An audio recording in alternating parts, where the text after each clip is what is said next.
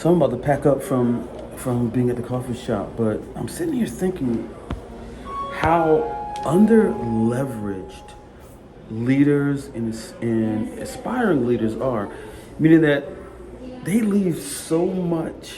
If you're under leverage, if you're a leader, if you're a business person, whatever it is, doesn't matter.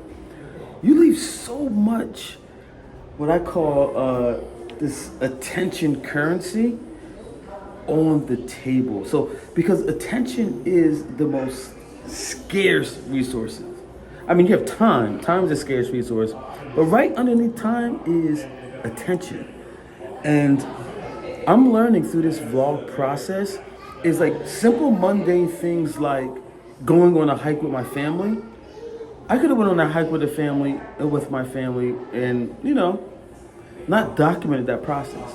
But what happens is I take that documentation, the raw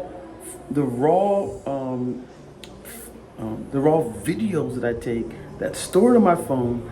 I convert that into IP or intellectual property that I can now leverage. I can leverage it in so many ways.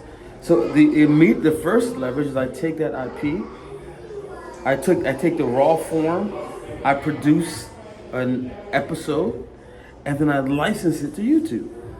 When I license it to YouTube, that gives that piece of content so many more options, which can attract whatever. You never know. Timberland might call me and say, "Hey, would you like a shoe deal? So you and your family."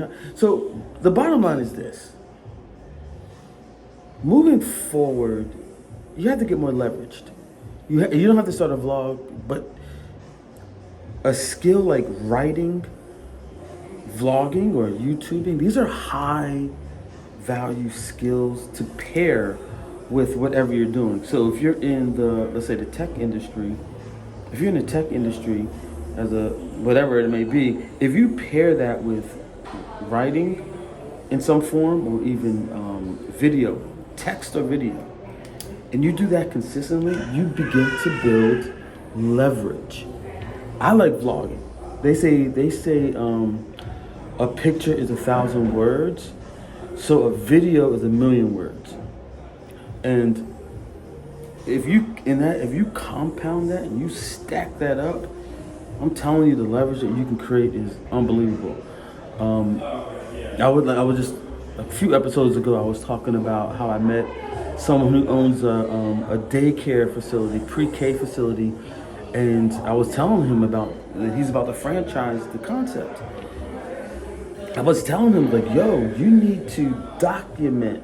And that's the thing. If you're sensing that a story is about to emerge in whatever project that you're working on, something new, you want to document that.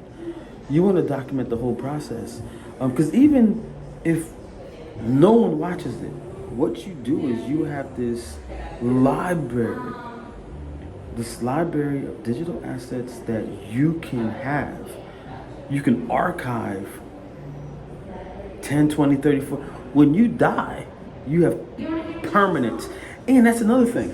It's almost like, I always say, like the record label, the record industry is one of the best industries, not for the artist, but for the business people, because the way the contract is structured is they get royalties in perpetuity, meaning that after someone dies, the royalties from that catalog, you can still make money off of it. That's why you see somebody like Elvis Presley or Michael Jackson.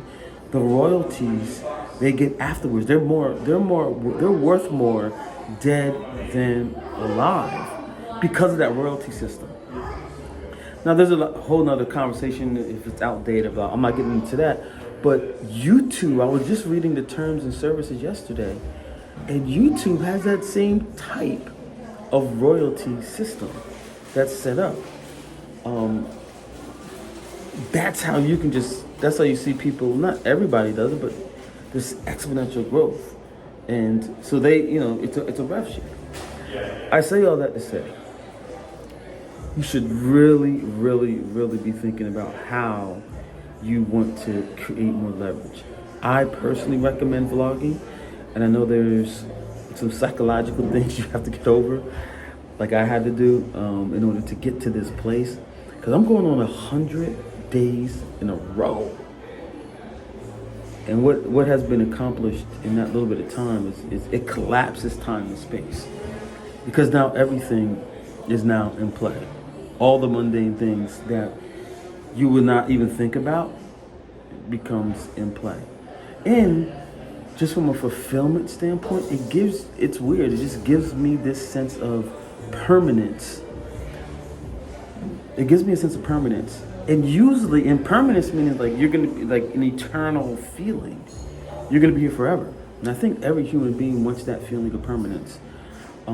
This has been the closest thing that I've experienced. Even like, because usually religion owned the monopoly on the feeling of permanence. That's why they would say, if you have eternal life. And that doesn't feel as tangible of a reality as the permanence of creating a body of work and leaving that behind. There's a unique feeling of fulfillment that I've had ever since I started this vlog. So I'm about to leave here, and I just thought I would share that because I had to get on my soapbox and I just text my buddy, like, yo, you need to document your journey. It's so important.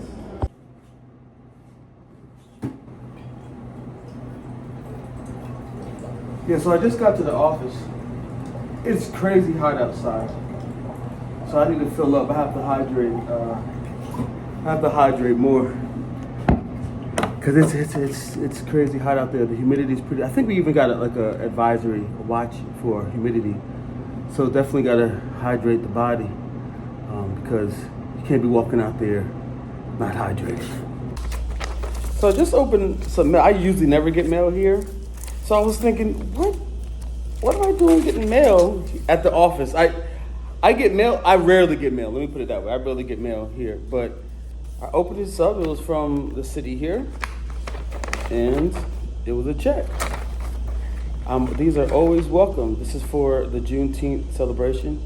Appreciate my man Nice Jones for putting me on to that. It's definitely appreciated.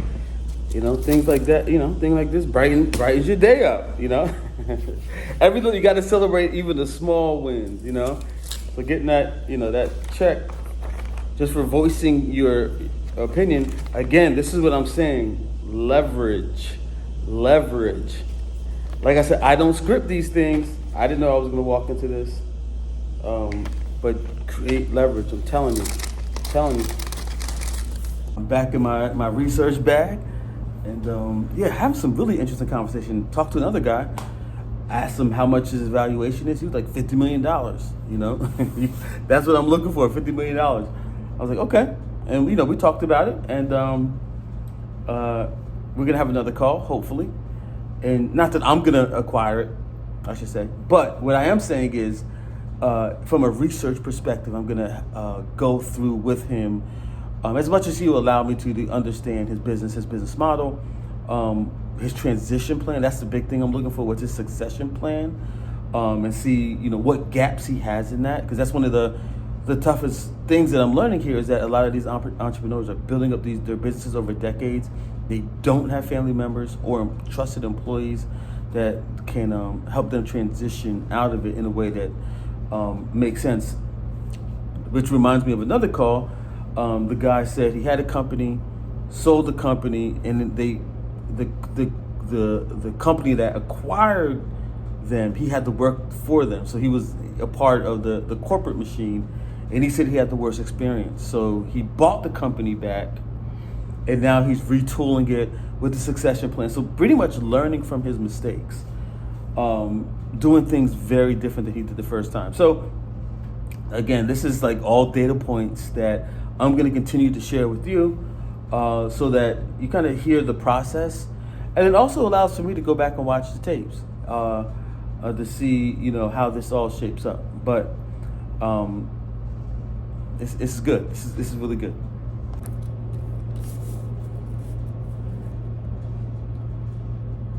Okay. So your EBITDA is $30 million a year. Okay.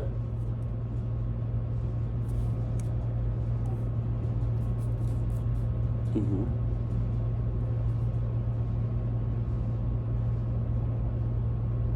Mm-hmm. Okay.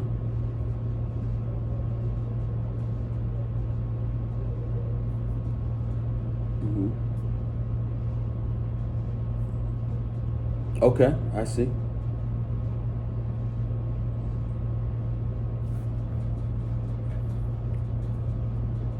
I see.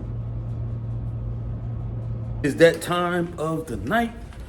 I am heading out for the day and heading into the weekend. It was a pretty productive day today, considering it was a break, a little break yesterday, but definitely feel the momentum. Keeping up. It's all about keeping that momentum. So with that said, if there's anything that resonates in this video, please put it in the comments. Be happy to chat with you. Probably hang out there for about the next 30, 40 minutes. So with that said, peace.